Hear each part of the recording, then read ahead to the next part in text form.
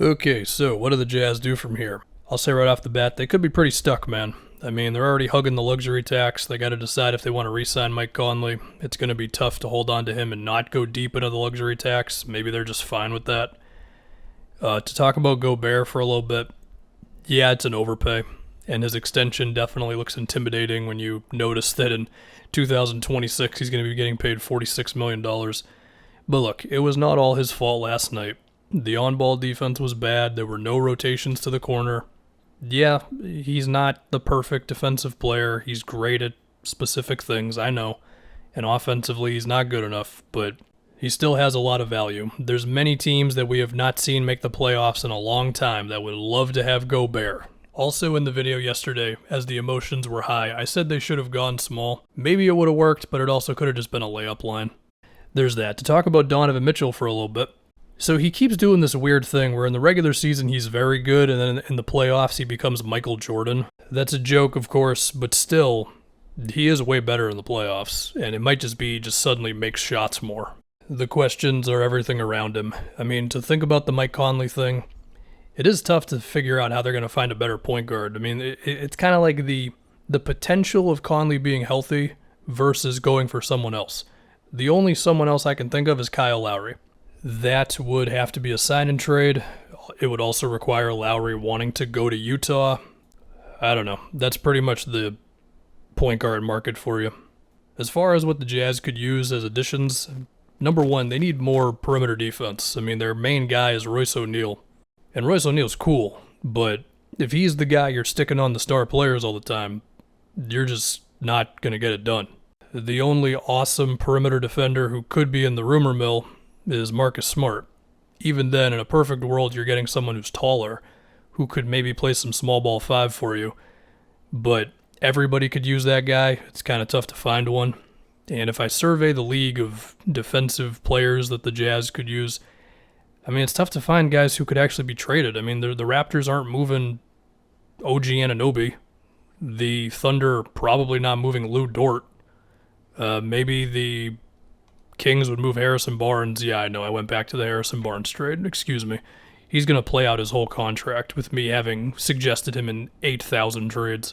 But yeah, it's tough, man, to find where to get those extra defensive players. I mean, they might just have to find a diamond in the rough type of guy, like, I don't know, Jared Vanderbilt, if the Wolves wouldn't want to hold on to him. But even then, the guy never shoots jump shots, so that might be an awkward fit. So we'll see. But they were just getting cooked on the perimeter so much. And yeah, Gobert got most of the blame for it. And yeah, it looked pretty funny just having him stand there while Terrence Mann was shooting open threes.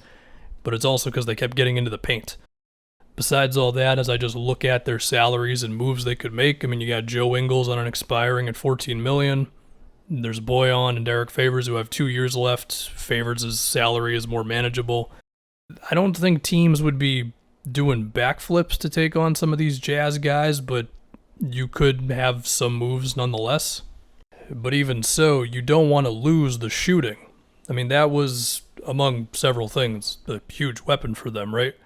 So it's like, if you end up swapping like Joe Ingles for a guy who's better defensively but not as good of a shooter, you could have a Seth Curry for Josh Richardson thing on your hands where suddenly it's like, oh, well, that was just a total disaster of a move. So we'll see. I mean, really, they need guys who can make shots and defend.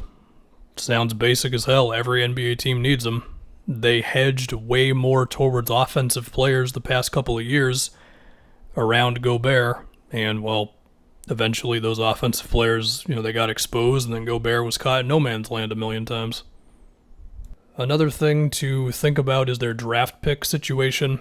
They can trade this year's pick after they use it. Then they've got 3 years of protections because of the Conley move. Their pick will probably convey in 2022 unless they have a disaster season next year. But still, if they want to get aggressive with moving picks, they're going to have to go out into like 2025, 26 or whatever. And that's a little frightening.